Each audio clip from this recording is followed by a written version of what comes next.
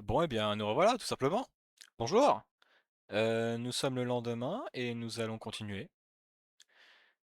J'ai eu une petite crise existentielle en me demandant est-ce que finalement ce serait pas chiant pour vous de voir un mec juste lire un tutoriel. Et je me suis rappelé que j'avais approximativement zéro vue, donc c'était pas nécessaire de se de se concentrer sur ce genre de de préoccupation. Ma foi, ça on a vu. Ma foi, je peux juste faire ce qu'il me plaît, et ce qu'il me plaît, c'est faire des vidéos, même si elles sont pas particulièrement intéressantes. Donc Styling and Assets, ça on avait finito, on avait copié le CSS, me semble-t-il, nous l'éditeur, on a un main.css qui est là, tailwind.css, je sais pas trop à quoi ça, je sais même pas du tout à quoi ça sert ça. Tailwind rotate x, bah c'est fascinant, hein, c'est fascinant, mais vous savez quoi? Avant de se plonger dans tout ce qu'on est en train de faire, je vais tenter d'avoir un LSP qui fonctionne pour Elix pour CSS. A tout à l'heure. 3, 2, 1.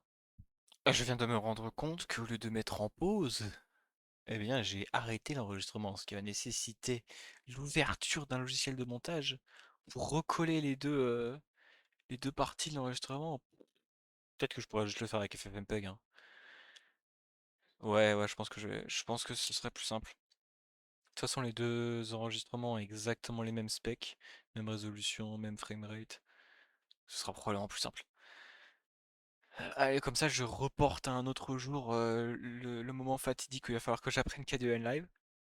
Nous avons un LSP qui fonctionne. Regardez ça. Si je fais V, wouh, on a tout. On a même des erreurs.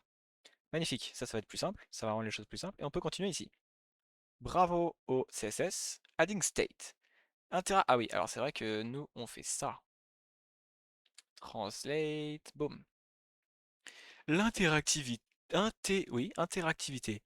Maintenant que notre application Hotdog est échafaudée et coiffée, comment ils ont traduit coiffé? Styled. Ah oui, d'accord, nous pouvons enfin ajouter des éléments interactifs. État encapsulant.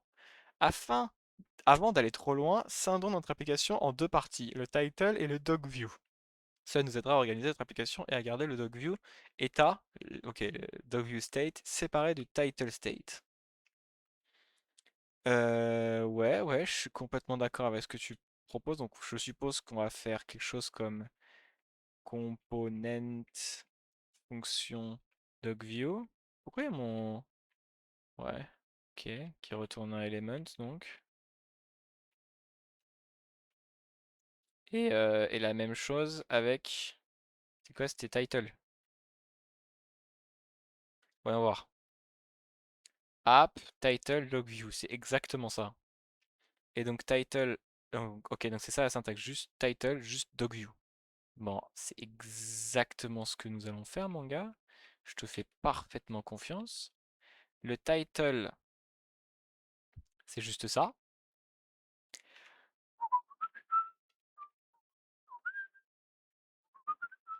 Ah oui, c'est vrai qu'il n'y a pas de format dans cette macro de con. Ah, ça va casser les roubignoles, ça, hein. Ça va casser les roubilettes. Les roubilettes? Ça va rendre les choses complexes. Non, en fait, c'était mieux comme ça. Voilà. Bah, bravo, bah oui, bah, c'est une super idée. Title. Ah oui, mais du coup, est-ce que ça va? Est-ce que c'est intelligent? Et lui, title, je te remets dogview. Et non, il n'est pas suffisamment intelligent. Dommage. Et du coup, ici, on a dogview, on a les boutons, on va les foutre dans dogview. Et on va les wrap dans une macro RSX. Et du coup, normalement, là, on est d'accord, c'est I2. Normalement, je fais un slash format. Et oh, ça a un peu marché. Mais ça a moins marché que ce que je voudrais. qu'il va falloir qu'on style manuellement notre ID, le fait que ID soit sur la même ligne, en vrai j'aime bien. C'est pas une idée de merde.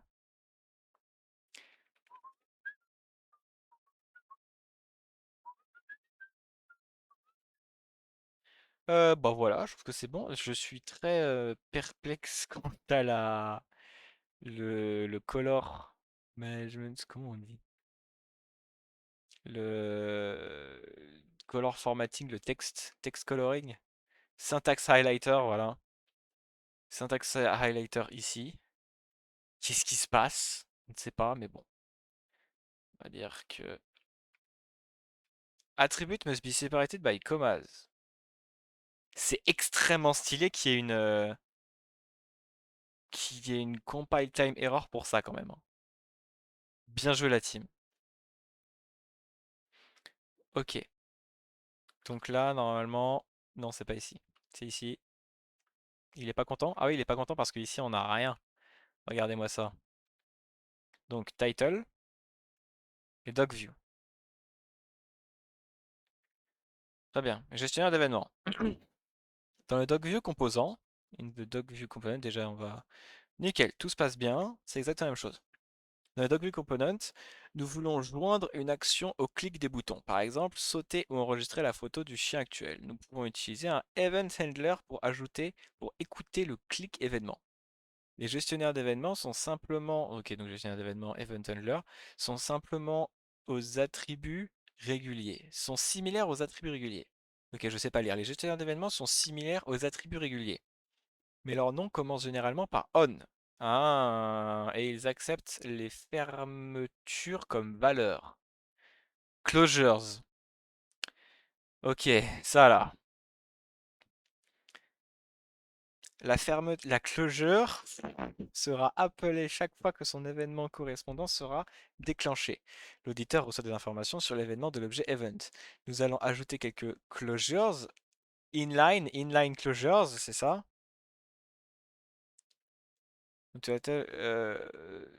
We'll add some closures inline, je suis trop fort. Nous ajouter quelques closures inline et les passer à onClick attribut pour les boutons skip et save. Parfait. Jusque-là, je te suis. Jusque-là, je suis tout à fait réceptif à ce que tu me racontes. Allô? Ah oui, non, c'est vrai que c'est... Hop. Par contre, event... Alors moi, les events, je préfère les appeler ev. Ça, c'est... Ça, c'est ma volonté personnelle, hein. Type annotation needed. C'est non. Je vais pas te mentir. On fera ça plus tard.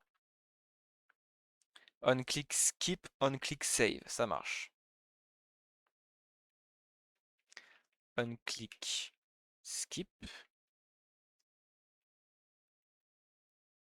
on-click save. Ah, et maintenant il est... Ok, c'est vachement stylé. Putain, mais c'est une dinguerie à quel point Rust est stylé. Donc, c'est un event qui, qui est un générique de mouse data. C'est trop stylé. Tout se passe bien. Tout se passe bien. État avec useHook. Vous pouvez en savoir plus sur les gestionnaires d'événements dans la référence Event Handler. Bah, j'espère bien. Jusqu'à présent, nos composants n'ont pas d'état interne. Pour notre DocView, nous voulons changer la photo de chien actuellement affichée chaque fois que l'utilisateur clique sur sauter ou enregistrer. Pour stocker l'état dans le composant, Deoxys fournit le useHook function, la fonction useHook. Cela permet aux fonctions de Rust, Naked Rust Function, de stocker et de charger l'état sans l'utilisation d'une structure supplémentaire. Hyper intéressant, lorsqu'il est appelé dans un composant, le useHook, la fonction retournera un clone de la valeur initialement stockée. Image source égale useHook. Hein. D'accord. Mais après, comment est-ce que... Alors là, j'ai du mal à voir où est-ce que ça va aller. mais je te fais confiance. Donc, toi, tu vas aller là.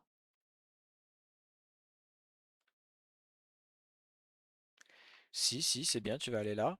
Match sera en tac, hop, et let, SRC, IMG, image source, image source égale use, tac tac.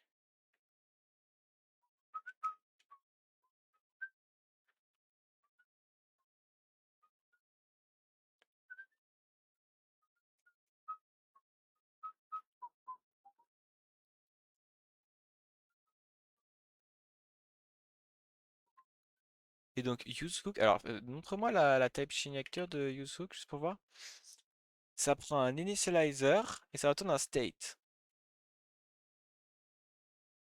Ouais, donc juste c'est un, ça accroche, oui, donc ouais, ok, tout à fait, ça accroche quelque chose à ba ba ba bo bop bap ba pip pop pop pop pop pop pop pop pop pop bap bap bap bap bap. Les crochets d'Exus sont très similaires aux crochets de React et doivent suivre des règles simples pour fonctionner correctement. J'ai du mal à pendant ce temps, pourquoi c'est tout en majuscule? Qu'est-ce qui se passe? While While il y a une majuscule, du coup il a décidé de mettre une majuscule à chacun des mots de pendant ce temps. C'est vachement drôle. Pendant ce temps, usehook permet de stocker toute valeur qui met en œuvre clone, qui, qui met en œuvre, qui implémente. Make it possible to store any value that implements clone. Ok, ouais. You'll Vous voudrez souvent une forme plus capable de gestion de l'état intégrée à Dexys sont des signaux. Signal est un type d'emballage autour d'une valeur de Rust ordinaire qui suit les lectures et les écrits, donnant vie à votre application. Vous pouvez envelopper n'importe quelle valeur de Rust dans un signal. Les signaux peuvent être créés manuellement avec signal.new, mais nous recommandons fortement d'utiliser le, le hook. Ah, donc c'est un hook use signal. La création manuelle de signaux nécessite de se rappeler d'appeler manually drop sur le signal, alors que le useSignal est automatiquement un signal pour vous. Ok, donc ça suit pas resource acquisition is initialization. Intéressant. Enfin si, ça suit du coup, mais c'est que si on utilise ça. Chaque fois que la valeur d'un signal change, sa portée réactive contenant sal, ah oui, c'est les fameux flags là. Marqué sal et réexécuté par défaut, les composants Dioxus sont des portées réactives et ainsi se rendent chaque fois qu'une valeur de signal change. Les signaux sont au cœur de Dioxus et prennent du temps à maîtriser. Nous vous recommandons de lire le guide de base en profondeur avant de plonger dans vos premières grandes applications. Bon, on fera ça, hein. Probablement pas aujourd'hui, mais on fera ça, hein. C'est quoi ça? Ah oui, c'est la page française, anglaise. État mondial. World State? Global State. Oui.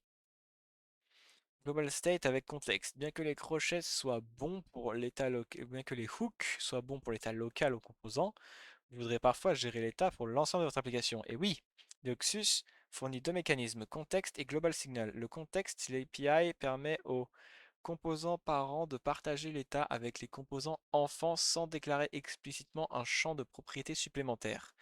Trop bien! Ceci est utilisé par les plus grandes applications et bibliothèques pour partager l'état sur l'application sans modifier les signatures de composants. Pour fournir le contexte, il suffit d'appeler useContextProvider, oh, avec une structure qui met en œuvre clone. Pour lire le contexte chez un enfant, appelez useContext. Donc app useContextProvider title state hotdog to string useContext title state. Mais le title, il va jamais changer. Pourquoi faire ça? On peut combiner useSignal et contexte pour fournir un état réactif. Music player, use music. J'espère que c'est juste un exemple. Je pense que c'est juste un exemple. Et c'est title.0, c'est un peu étrange quand même.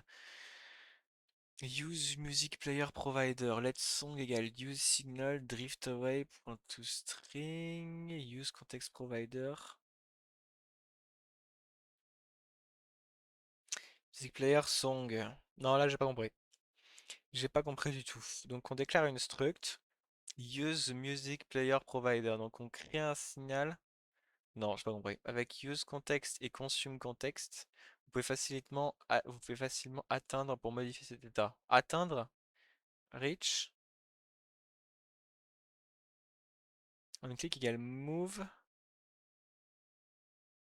song.set, consume context, music player, .song.set, vienna.toString. Donc, consume, ok, donc, tu crées un contexte par rapport à une string et par rapport à une string, par rapport à une struct. Une string, c'est le mélange entre une struct et une string. Euh, use context provider, title state, hotdog to string.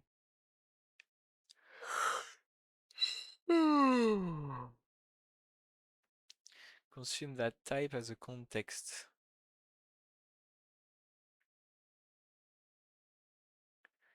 Ok, ouais.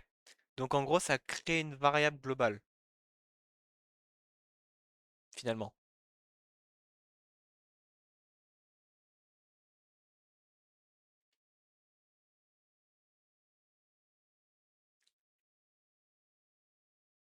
Et là...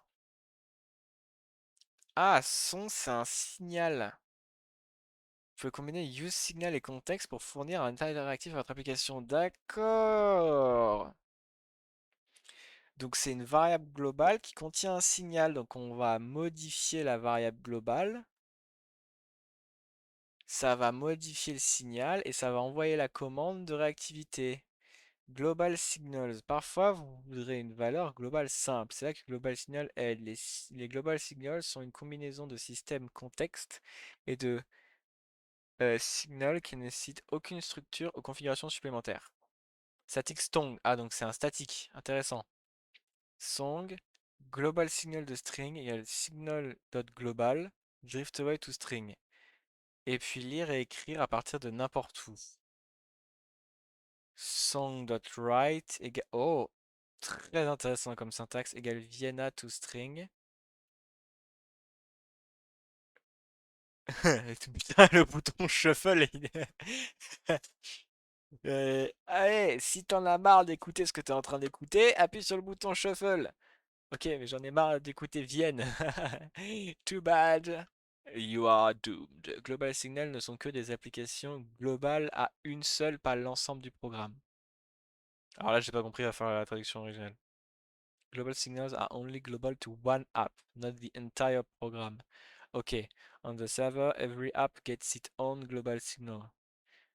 We don't need either global signal or context for hotdog, but it's either, ça veut dire on n'a pas besoin des deux, ou on n'a pas... Est-ce qu'ils disent on a besoin seulement de l'un des deux, ou est-ce qu'ils disent on a besoin d'aucun des deux? But it's useful to know that these are available to you. Oui. Nous n'aurons pas besoin de global signal ou de contexte pour hotdog. Bah, je vois pas comment est-ce qu'on pourrait faire alors si on n'utilise pas global signal et contexte. Fetching data. Request? What the fuck? Deoxys ne fournit aucune utilité à intégrer pour récupérer des données. Des caisses comme Deoxys Query, intéressant, existent. Mais pour ce tutoriel, nous allons implémenter des données qui vont aller à partir de zéro. D'abord, nous devons ajouter de nouvelles dépendances à notre application, Serde et Request. Request fournit un client HTTP pour la récupération. Serde nous permet de dériver et déserialiser JSON pour décoder la réponse. Serde, je connais. C'est une nouvelle fenêtre de terminal, ouais. Définition d'un type de réponse. Nous utiliserons l'incroyable dog.cu dog API. What the fuck is that? Fascinant.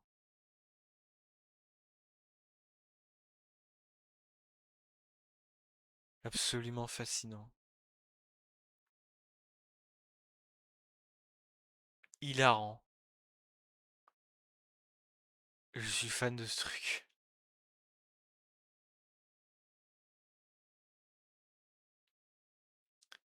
Pour récupérer des images de chiens pour hot dog. Heureusement, la réponse API est assez simple à désérialiser, créant une nouvelle structure de Rust qui correspond au format de l'API et dérive deserialize pour elle. Les documents de l'API dog décrivent un exemple de réponse API. Ok. Notre structure Rust doit correspondre à ce format, mais pour l'instant, nous n'incluons que le champ message. Oui, parce que ça tue, on s'en fout, en fait. Ok. Alors dans un premier temps, merci. Toi, on va te fermer. Parce que je suppose que si on ajoute des crates pendant qu'il est ouvert, il va pas aimer. Features JSON. On va juste copier un. Tac, tac, tac. Boum. Fetch, my boy. Mais j'avoue que je suis très curieux de savoir comment est-ce qu'on va réussir à ajouter du state si on n'utilise ni global state ni l'autre là.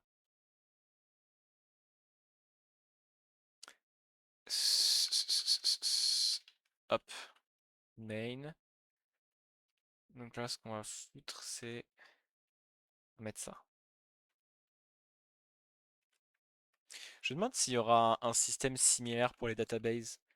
Genre un API, une struct, une crate que juste tu importes et tu fais une derive macro et tu peux transformer ta struct en quelque chose que tu fous dans la database ou juste reprendre. Utiliser request et async. Deoxys a un grand soutien pour. Putain, cette phrase. Deoxys a un grand soutien pour la rouille asynchrone. C'est quoi toi ton. Moi je supporte la Palestine. Moi je supporte l'Ukraine. Moi, j'offre un grand soutien à la rouille asynchrone. Pour simplement convertir notre onClick gestionnaire à être async et puis fixer le image source après que l'avenir se soit résolu. Ouais, le futur, ok. Let mute. D'accord, donc toi tu vas être mutable et tu vas retourner absolument rien, MDR. Save, alors voyons voir. Ah mais le code est ici, le code est ici, c'est quand même vachement plus pratique. C'est comme ça, move, async move. Je vais avoir besoin de cours sur le.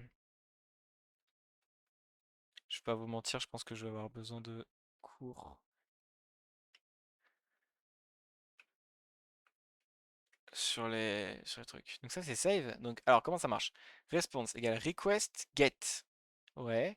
Dot await dot unwrap dot JSON dog API qui est notre struct donc qu'on a créé récemment,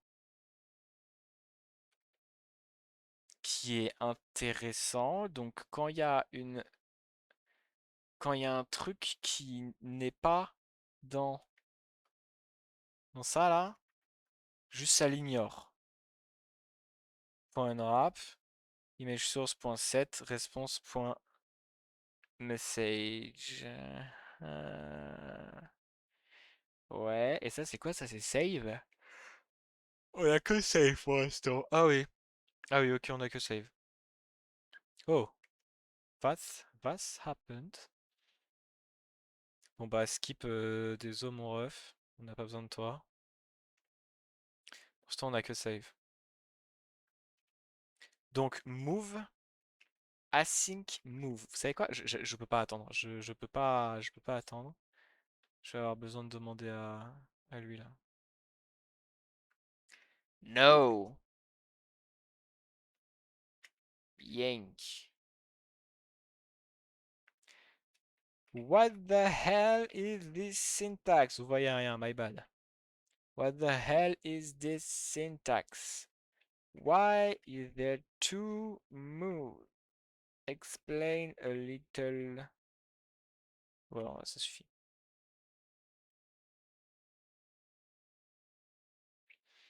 Ah, je vais pas préciser que je savais que c'était du Rust. Il va me faire. J'espère qu'il va pas me faire un paragraphe pour m'expliquer.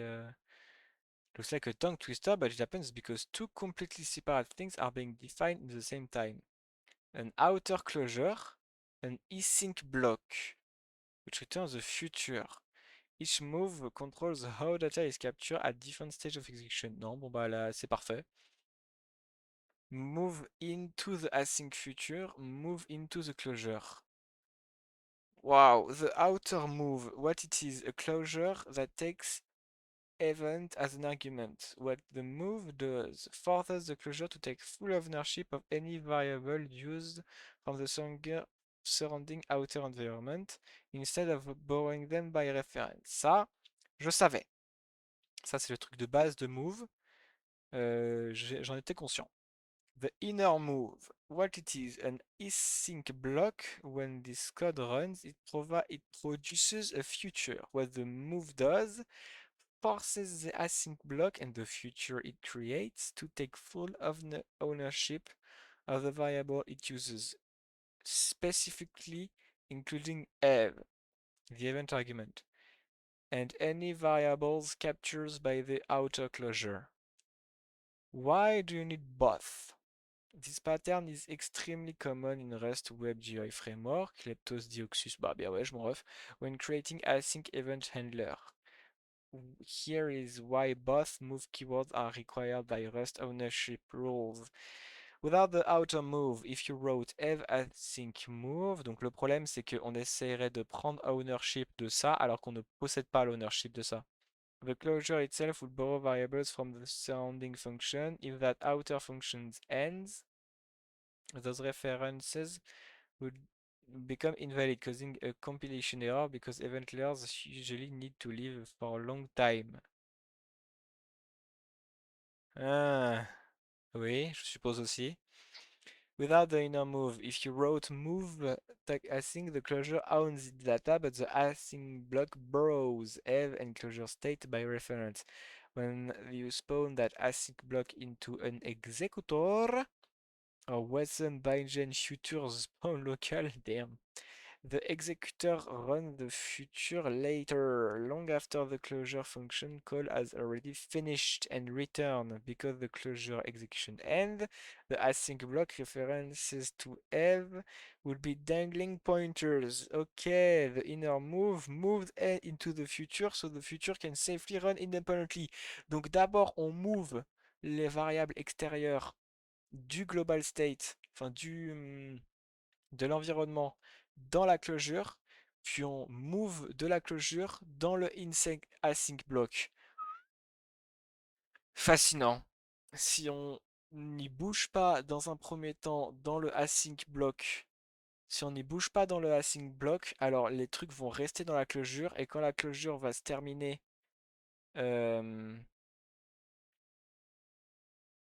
ouais, quand la closure va se terminer, par exemple, quand on fait un clic, Rust, il n'exécute aucun code. En réalité, il crée un futur et le futur va être géré par un runtime, genre ça là, Tokyo ou Wasm Engine Futures. Et ces runtime, du coup, la fonction, la closure, elle aura fini d'exécuter. Néanmoins, le futur, il n'aura pas encore commencé à exécuter. Donc, on aura une référence à une variable qui est morte. Et si on ne bouge pas le move, alors si on prend pas un move, alors non, si là on met un move mais que là on met pas de move, alors non, c'est ce que je viens de dire ça. Si là on met un move mais que ici on met pas de move, alors il va essayer de bouger des trucs. Euh, Ça marche pas, ouais. Il va essayer de bouger. Oh, le brain fart. Huge brain fart. I'm currently brain farting right now.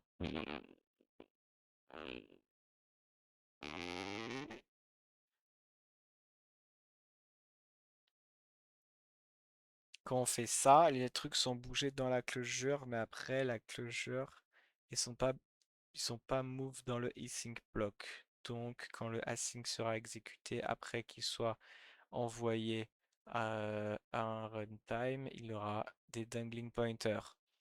Là, le problème, c'est que les trucs sont mis à l'intérieur, les trucs sont bougés à l'intérieur du async block, mais ils peuvent pas être bougés parce que la closure ne détient pas l'ownership. The closure itself would borrow variable from the surrounding function. If the outer function ends, those references become invalid, causing a compilation error because event handlers usually need to live for a long time. Je lui demande si c'est ça. So for ev async move, the async block tries to move what the closure captures, but the closure doesn't have ownership over its captures, so it fails.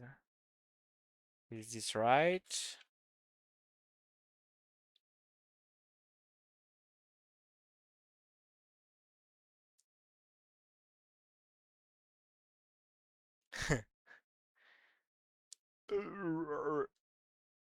Yes, your intuition is on spot. Nice. J'aime avoir raison. You hate the exact region where the compiler gets mad. Parfait. Revenons à l'apprentissage. Mais avant de revenir à l'apprentissage, je vous propose de faire une petite pause pour aller boire. 3, 2, 1, 0. Me voilà revigoré. Continuons. Response égale donc move async move. On a écrit ça? Oui, move async move. Nice. Et donc on va faire let response equal request request get. Ok. Ce truc, ça marche.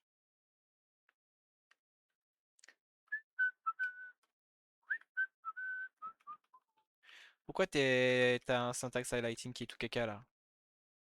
Point await. On va revenir à la ligne parce que sinon ça va être insupportable.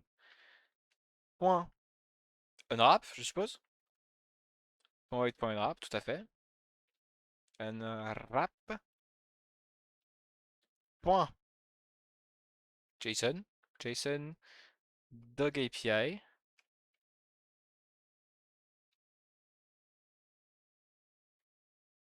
Ouais. Point unwrap, je suppose. Oh. Point unwrap. Ah non, point await, point unwrap. Fascinant. Mais pourquoi est-ce que ça a besoin d'être un async ça?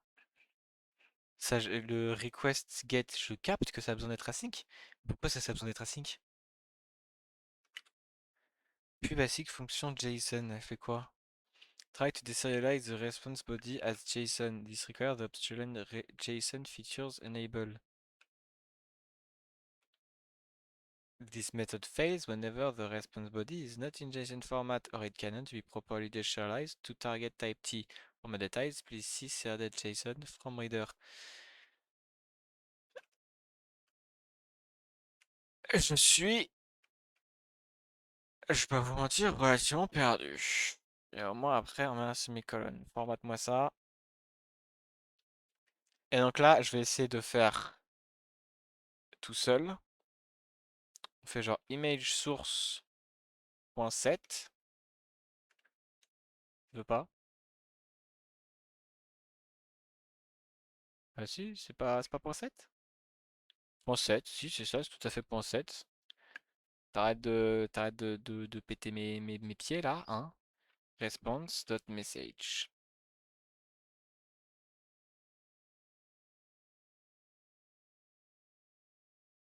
The method set exists for reference. But its trade bonds were not satisfied. The following trade bonds were not satisfied. Est-ce que j'ai oublié un point clone là? Non, j'ai oublié un point toString.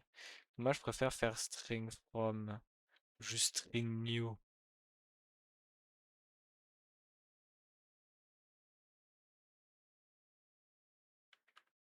Tu vas me dire que c'est pas la même chose. Si c'est pas la même chose, je... Oh, on est où là? Si c'est pas la même chose, je relis l'intégralité du Rust book en une seule respiration, devant vous.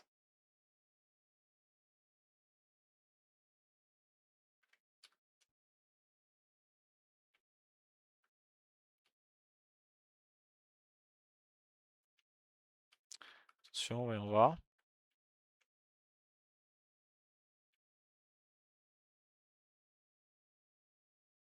Tout va bien. Tout va bien.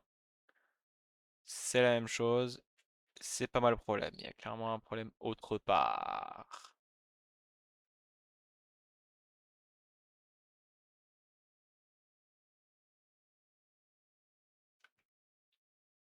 Ah, il y a le problème.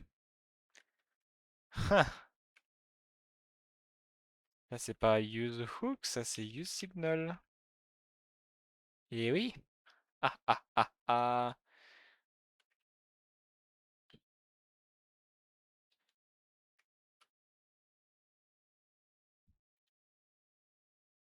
Deoxys appelle automatiquement Deoxys spawn sur les closures asynchrones. Vous pouvez également utiliser Deoxys spawn pour effectuer un travail async sans closure async. Il suffit d'appeler Deoxys spawn sur n'importe quel bloc async. Futurs engendrés par Deoxys spawn sont exécutés automatiquement sur l'exécuteur async actuel et sont automatiquement supprimés. Spawn async move, do some async work. Ok, génial, génial. Les futurs sont passés à Deoxys spawn, ne peuvent pas emprunter de données à partir de l'extérieur du bloc async, ce qui est logique. Données qui sont copies peuvent être capturées par le bloc async, mais tous les autres données doivent être déplacées. Tout à fait, oui. Recherche de données avec use resource. Ok, alors attends, d'abord, on va voir ce qui se passe. Save. Il se passe absolument rien. Eh oui, il se passe absolument rien parce que le serveur ne tourne pas, tout simplement.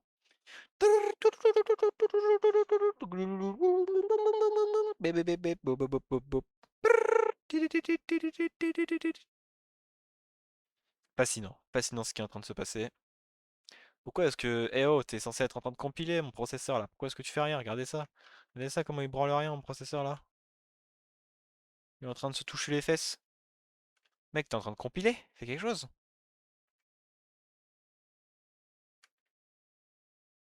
Bon. Ah ah, il n'y a rien. Save. Wouh. Oh mon dieu. Ah, vous êtes laid. Ah, que vous êtes laid.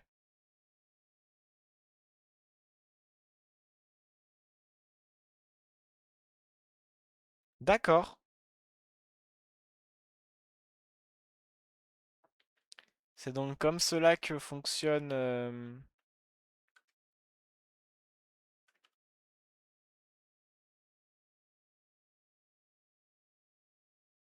D'accord. D'accord. Ouais, je comprends. Je comprends, je comprends. Mais le problème, c'est quand même, il va falloir interagir à un moment avec d'autres choses.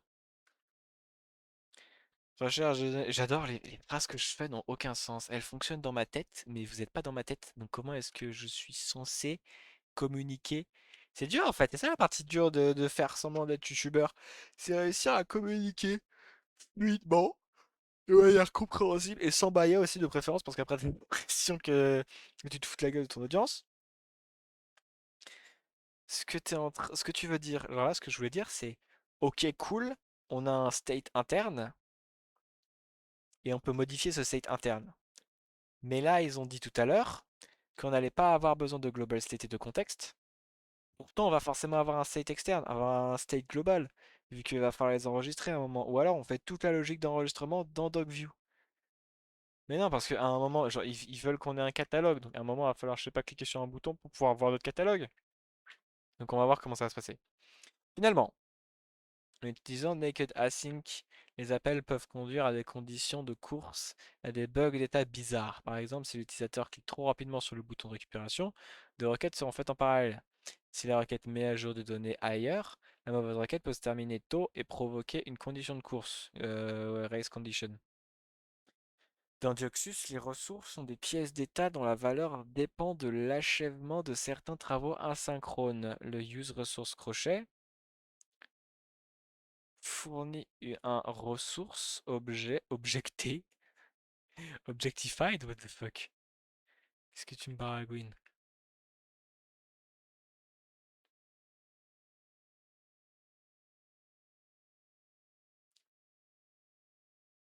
Provide the resource object. Non, bon bah ils ont complètement pété un boulard.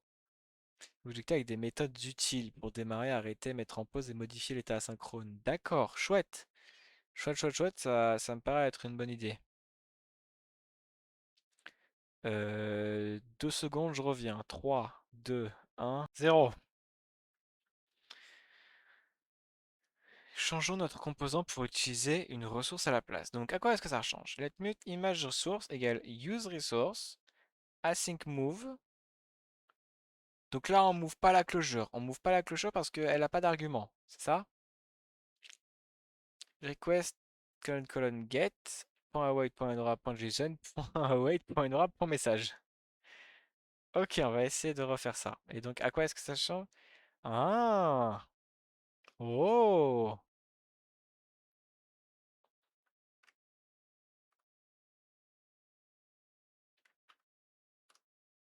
Toi, tu t'en vas. On n'a plus besoin de toi. Toi, à la place de use signal, on va faire use resource. Move async. Et là, ce qui se passe, c'est request get URL. Alors là, l'URL, je vais pas vous mentir. Ah, j'ai oublié. Oups. Tac. Ah oui, oh putain, je suis pas fort pour faire 2 fois les mêmes erreurs. Donc ça, on l'await et on le unwrap. Ensuite, on le transforme en JSON. JSON doc API. Ensuite, on l'await et on le unwrap. Et ensuite, on prend message.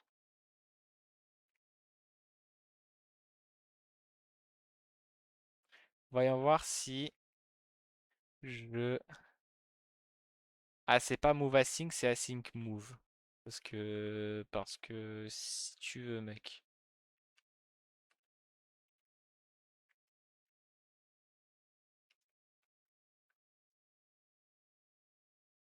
Et là, ils sont pas contents parce qu'il y a des trucs qui n'existent pas, notamment ça. Vous deux, vous êtes tous les deux en réalité. On vous a menti, vous êtes des image source. Point. Boum.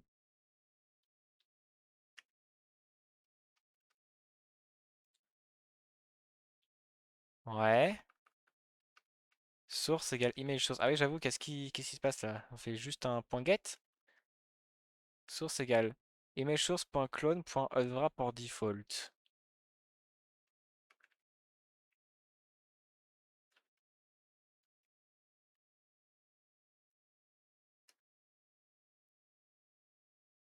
C'est fascinant. Point cloned. Qu'est-ce que c'est que ce cloned? Clone the inner value and return it. If the value has been dropped, this will panic. Je suis fasciné, je suis tout simplement fasciné. Et donc vous, le problème c'est que, d'accord, c'est des closures. My bad, et oui, tout ça, tout à fait, je suis d'accord avec vous. Donc là, la raison pour laquelle la closure n'a pas besoin d'être move, c'est parce qu'elle ne capture rien. On est d'accord, mais elle peut être move. Je vais demander. Gna, gna, gna. Et où est-ce qu'il est? The reason why the closure is not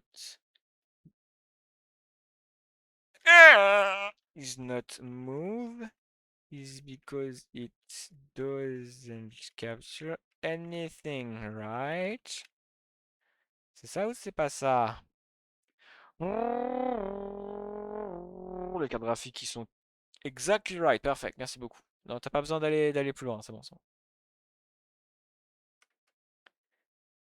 Fascinant. Alors, à quoi est-ce que ça ressemble du coup maintenant? Save, save, save, save, save, save, save, save, skip, skip, skip, skip, skip, skip, skip, skip, magnifique. Les ressources sont très puissantes. Elles s'intègrent à Suspense, Streaming, HTML, Réactivité, React, et plus encore. Les détails de la ressource, les API ne sont pas terriblement importantes en ce moment, mais vous utiliserez ressources fréquemment dans des applications plus grandes. Donc une bonne idée de lire les documents. J'ai pas compris. Resources are very powerful. The details of the resource API are not terribly important right now, but you'll be using resources frequently in larger apps, so it's a good idea to read the docs. Oui, donc en gros, ce qu'ils sont en train de dire, c'est la même chose qu'ils ont dit avec les hooks, c'est la même chose qu'ils ont dit avec les signals, et c'est la même chose qu'ils ont dit avec global state, et c'est la même chose qu'ils ont non, avec global signal, et c'est la même chose qu'ils ont dit avec context. C'est mon gars, rajoute des sources, s'il te plaît. Adding a backend, ça va être hyper intéressant, je crois. Dioxus est un full stack framework. Full stack framework, full stack. Salut, c'est full stack framework, full stack. J'espère que ça va. Vous permettant de construire votre front-end en toute transparence à côté de votre back-end. Nous fournissons un certain nombre d'utilitaires tels que les serveurs function, contrat à terme du serveur et l'état du serveur que vous pouvez intégrer dans notre application. Dans ce chapitre, nous couvrirons l'état de changement et d'enregistrement de notre back-end avec les fonctions de serveur. Pour un guide détaillé sur FullStack, consultez le guide complet FullStack Guide dédié.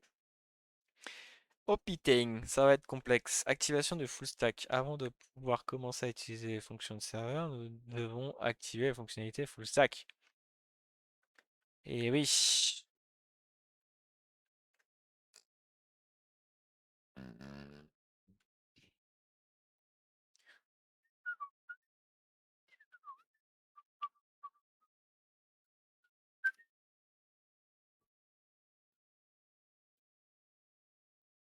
Nous devons également ajouter la fonctionnalité serveur en fonctionnalité de nos applications. Dioxus Web Server. Ah. Ah. Serveur égale Dioxus slash serveur. Aucune idée de ce qui se passe. Mais bon. Recruit la thumb. Non, c'est pas ça. Si vous avez choisi oui à l'utilisation à utilisation full stack, invité lors de la création de votre application, vous aurez déjà cette configuration. Malheureusement, DX ne sait pas comment recharger ce changement à chaud. Nous devons donc redémarrer le serveur de développement. Oui, j'imagine bien. Maintenant, au lieu de courir, de run Xserve, vous devez courir avec une plateforme manuelle Xserve Web. Donnez un moment à votre application pour créer un nouveau et assurez-vous que la fonction full stack est activée dans le tableau de bord. Ok, ok, ok, ok, ok, ok, ok. Xserve Web. Et là, tu vas rebuild depuis le début. Ah, et là, mon processeur, il fait des choses. Là, il est content. Enfin, il est pas content, mais moi, je suis content. Quand mon processeur est pas content, moi, je suis content. Plus mon processeur panique, plus je passe un bon moment. Maintenant, au lieu de courir, oui, ok. Comment est-ce que... Ok, donc c'est censé être marqué web plus full stack. Parfait, parfait, impeccable, génial, fantastique, incroyable, fabuleux. Fonction du serveur, un système RPC en ligne. Dioxus s'intègre à la caisse Axum. Oh, pour fournir un système de communication en ligne simple pour vos applications. Les fonctions du serveur facilitent la construction du back-end de vos applications. Avec seulement des fonctions de base Rust. Les fonctions du serveur sont async. Fonction à noter avec une macro procédurale.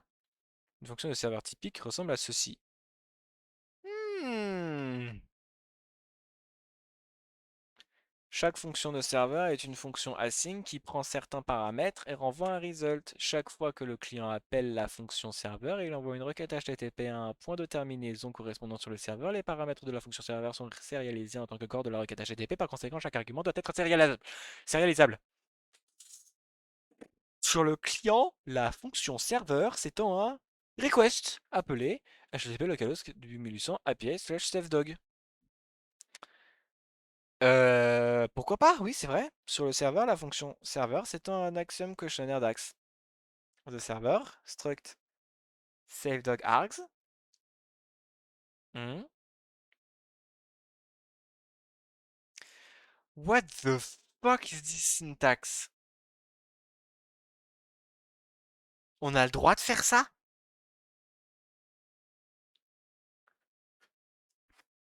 Hein? Je comprends même pas ce que ça veut dire. Explain the syntax. What is going on with the JSON args argument? Non mais là je suis complètement perdu là, je vais pas vous mentir. Uses a native Rust features called pattern matching in function arguments. Oh là là là là là là. Oh là là là là là. JSON save dog args in the web framework application. JSON is an extractor. It tells the framework read the incoming HTTP request JSON poly and deserialize it into the save dog arg struct under the hood. The JSON type is being as a simple one element type struct. D'accord. The left side the pattern. Okay, why it looks like without a syntax payload. Ok, ok, c'est compréhensible, c'est tout à fait compréhensible.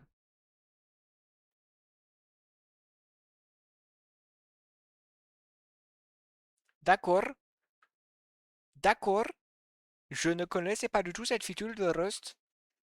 Là, j'apprends des choses tout autant que vous. Oui, oui, oui, quand Dioxus Launch est appelé, les fonctions du serveur sont automatiquement enregistrées pour vous et configurées comme un routeur Axum. Dans certains cas, Dioxus Launch, la fonction peut être trop limitative pour votre cas d'utilisation sur le serveur. Dioxus fournit un point d'entrée alternatif pour votre application sur le serveur avec Dioxus Serve. D'accord. Cela vous permet de retourner un routeur Axum tout en ayant encore les outils de rechargement à chaud, de journalisation et les DevTools branchés automatiquement.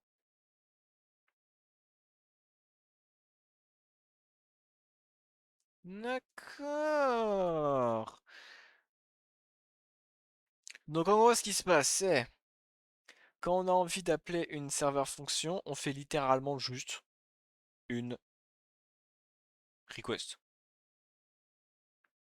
Ensuite, on fait .json, je sais pas ce que ça fait. Post.json, donc je suppose que ça ajoute ce JSON à ça. On l'envoie et on la wait.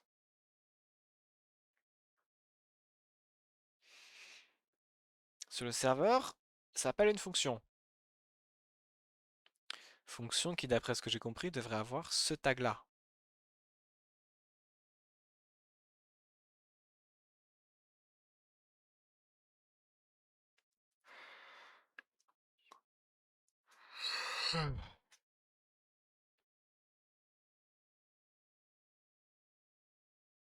D'accord, hein, quand Dioxus Launch est appelé, oui, oui, très bien. Config note feature égale serveur. Note, c'est une fonction. On est dans un langage fonctionnel là ou quoi? Tu te prends dans Haskell? Tu te prends pour du OCaml? Lorsque Dioxus crée votre application full stack, il crée en fait deux applications distinctes, le serveur et le client. Plutôt logique, oui, pour y parvenir, DX passe différentes caractéristiques à chaque construction. Le client est construit avec feature web, le serveur est construit avec feature serveur. Oui, jusque-là, c'est plutôt logique. Et je suppose que lui, il est compilé en... Non, celui-là, il est compilé directement en x86-64, tout ce qui est le plus banal, et lui, il est en WebAssembly. N'est-ce pas? Lorsque nous intégrons du code serveur dans nos applications, nous devons faire attention à quel code est compilé. Le corps de la fonction serveur est conçu pour être exécuté uniquement sur le serveur, pas le client. Tout code configuré par le serveur, la fonctionnalité ne sera pas présente dans l'application finale. A l'inverse, tout code non configuré par le serveur, la fonctionnalité sera intégrée à l'application finale. This will leak your DB password to the client app. Post API do thing. Au lieu de cela, nous vous recommandons de placer du code serveur uniquement dans les modules configurés pour le serveur caractéristique. Hmm. D'accord. Ok. Ok. Je comprends ce qui se passe. Ouais, je trouve ça bizarre parce que mon micro il est en stéréo, je le vois sur OBS là. Mais comment ça t'es en stéréo genre si je fais ça. Bonsoir, bonsoir, bonsoir. Si je me mets derrière le micro, non, non, si je me mets même derrière le micro, comme ça, là, devant, là, non, ça ne change absolument rien. J'ai beau tournicoter et me mettre dans tous les sens du micro, ça ne change rien. Je pense qu'il ment.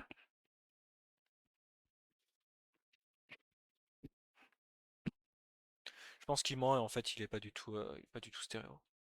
En fait, peut-être que le micro est pas stéréo, mais j'ai mis un filtre pour enlever les white noise.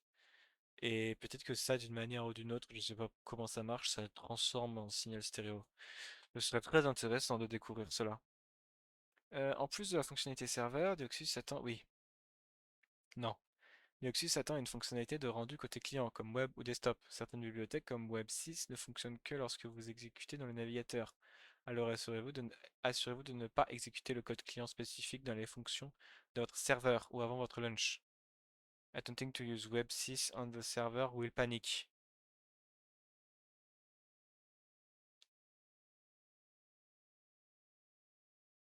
Ah.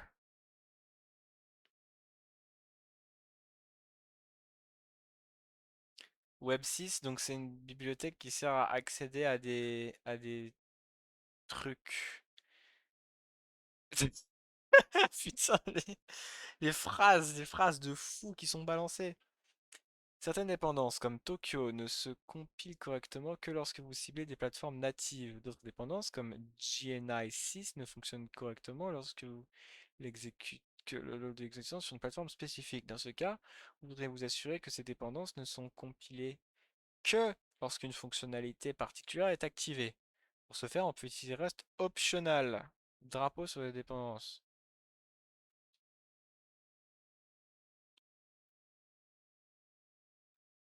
What? Oh! Oh wow! Finalement, si votre projet devient assez grand, vous devrez peut-être extraire vos fonctions de serveur dans leur propre caisse pour être utilisées sur différentes applications. On créera un serveur caisse, notre espace de travail. Ouais, je vais faire ça. Je vais définitivement faire ça. Je pense que ça va rendre le truc vachement plus propre. Et puis nous importerons les fonctions du serveur de notre application en désactivant leur serveur caractéristique. Oui, je pense que je vais faire ça pour mon application parce que ça a l'air beaucoup plus propre. Notre fonction de serveur hotdog. Revisitant notre application hotdog, créons une nouvelle fonction serveur qui enregistre notre chien préféré dans un fichier appelé dogs.txt. En production, vous voudriez utiliser une base de données, oui, j'imagine bien, appropriée, comme couvert dans le chapitre suivant, et qu'on fera au prochain épisode. Mais pour l'instant, nous allons utiliser un fichier simple pour tester les choses. Donc, est-ce qu'on fait quoi? Expose a save dog endpoint on our server that takes an image parameter. Ok. Donc ça fait quoi? Ça fait use standard IO write file standard file open options dot new write true happen true create true open dog.txt unwrap. Manière très bizarre de faire ça.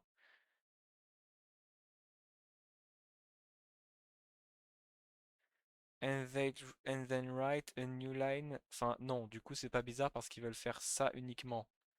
Mais moi j'ai jamais vu ça. And then write a new line to it with the image URL. Ok. Appelez la fonction serveur dogview, let multi-image use resources. Snipped? The fuck is snipped?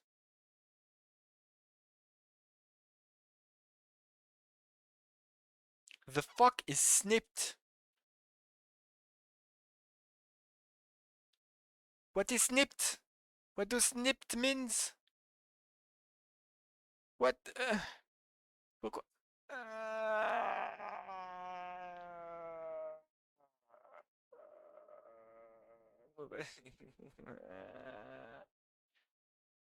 Unclick égal, c'est quoi ça? Move, async move.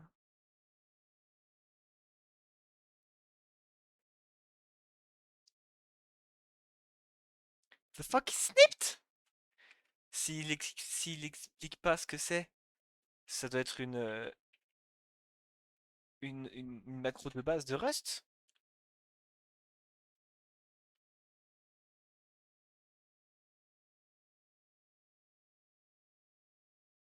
Bon, on va pas poser de questions. Arrêtons de poser des questions. Arrêtons. Est-ce que vous entendez bien? Arrêtons de poser. Blé?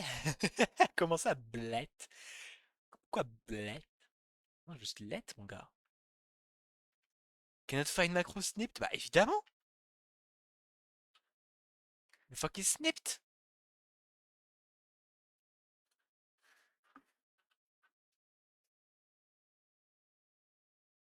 Eh bah, je vais juste faire le truc de base, hein. D'accord, c'était ça.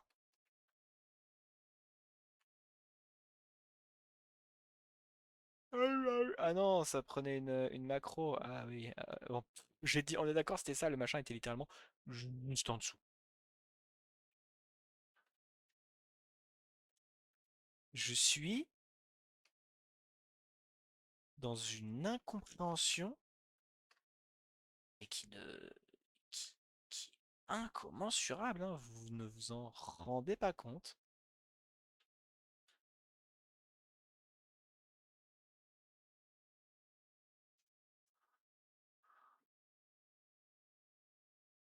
Déjà, faudrait peut-être qu'on code ça. Donc alors, attends, refaisons cela de manière propre. On va se mettre là. Hashtag post. C'est dans slash API slash SaveDog. SaveDog.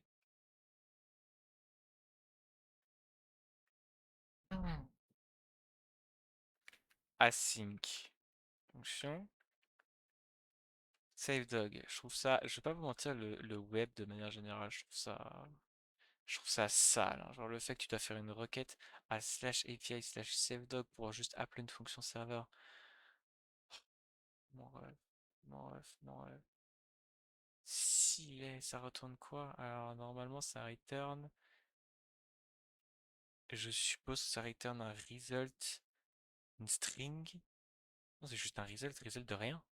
Result de rien. Ouf. C'est bon, je comprends un peu ce qui se passe. Donc, let's minute file égale standard IO write. Non. Ah.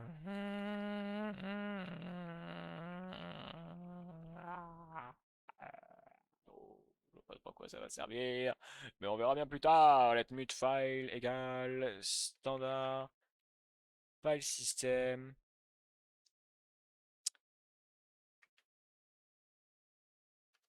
Open options. New. Fascinant.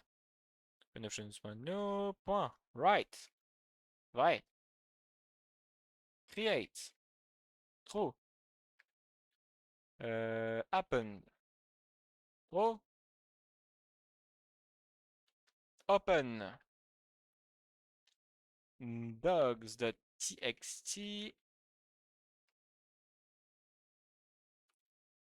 Un wrap. And then write a new line to it with the image URL. Format args. Hein? Ça, format args. C'est quoi le file.write write format format args. C'est quoi format args? Construct parameters for the other string formatting macros. This macros function by taking a formatting string literal containing for each additional argument. bypass format I prepare the additional parameters to ensure the output can be interpreted as a string and canonicalizes the arguments into a single type. Waouh!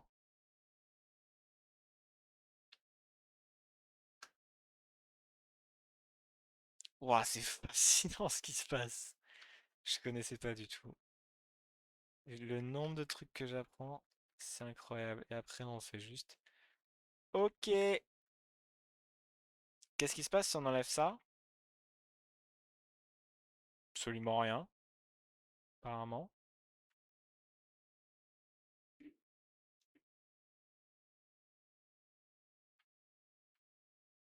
On va demander à lui là. I am following the Dioxus tutorial. What is this snipped macro? Where does it come from?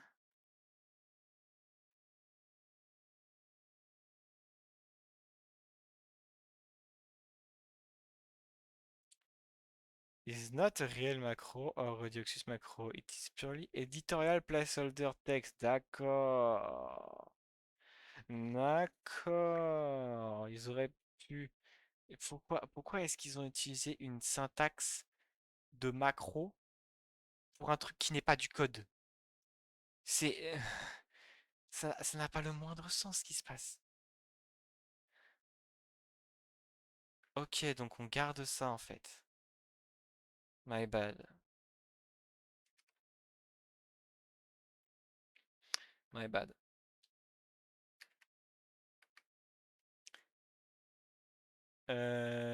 Ok. Ça reste là. Div ID button. Button ID save. Ok, donc unclick move. Async move. Let current égale image source.clone.unwrap. On va copier, hein. On va juste copier. Juste copier. On va tous et on va arrêter.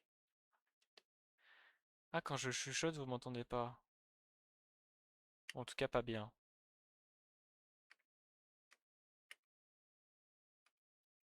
C'est important ça, de savoir ça parce que.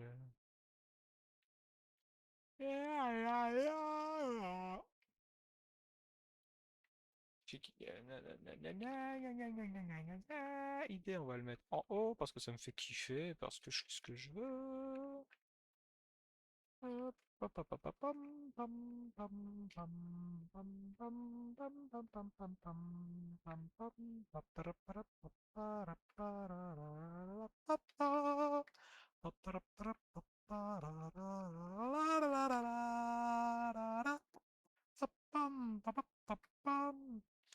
Boom, ba-da-dee-doo-doo, na-na-da-da-da-da.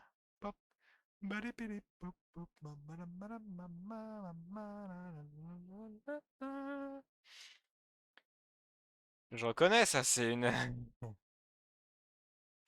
c'est une erreur de compilation. There is an error inside of this. Euh, Ah, donc en fait c'était important. Oui, où est-ce que tu es? Où est-ce que tu es? C'était important de faire use standard IO right. En fait, React. En fait, standard c'est important. C'était important. Oups, the build failed. Oui, oui, bien sûr, bien sûr, bien sûr, bien sûr, bien sûr, bien sûr, bien sûr que le build a failli. Tu me prends pour qui? Puis on va ouvrir. Si je fais save, docs.txt.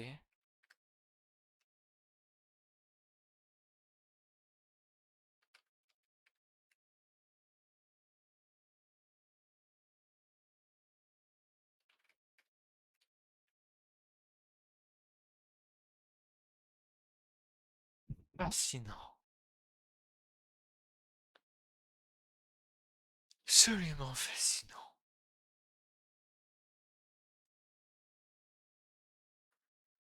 Waouh! Labradoodle? C'est comment ça, labradoodle? C'est quoi des labradoodles?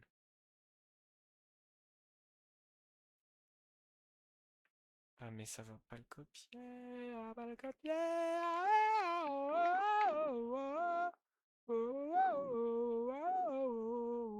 Par contre, Lola.jpg, y a pas de problème.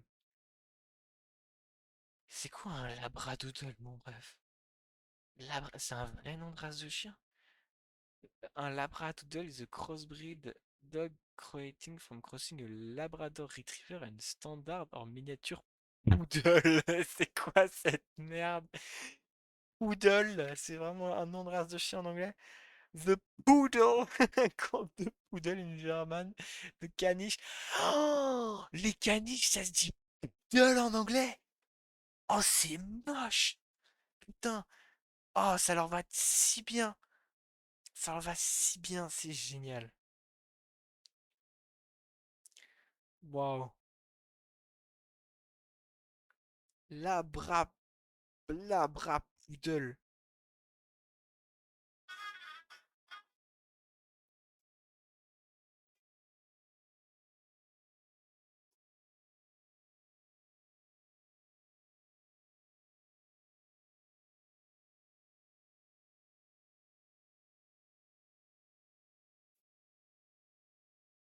Pardon, j'étais un petit peu distrait.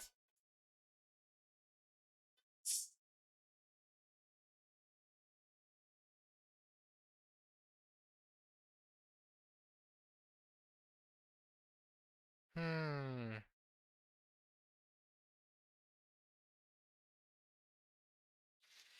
Il est l'heure de terminer la vidéo. Désolé. Ah bah parfait. Et donc après, c'est les databases. Waouh, ok. Ok, ok, ok. Après, on a quoi? Un routage des structures, groupage, déployé, prochaine étape. Vous savez quoi? Je pense que je vais finir de lire le livre tout seul. Parce que ça doit vraiment pas être intéressant de me regarder lire. Et une fois que j'aurai lu, eh ben on se retrouvera pour premier degré. euh, Faire des trucs intéressants, quoi. Faire des vrais trucs intéressants. Des trucs qui sont plus intéressants que juste regarder un abruti qui lit un texte, quoi. Allez, à toutes. Bisous, Béco.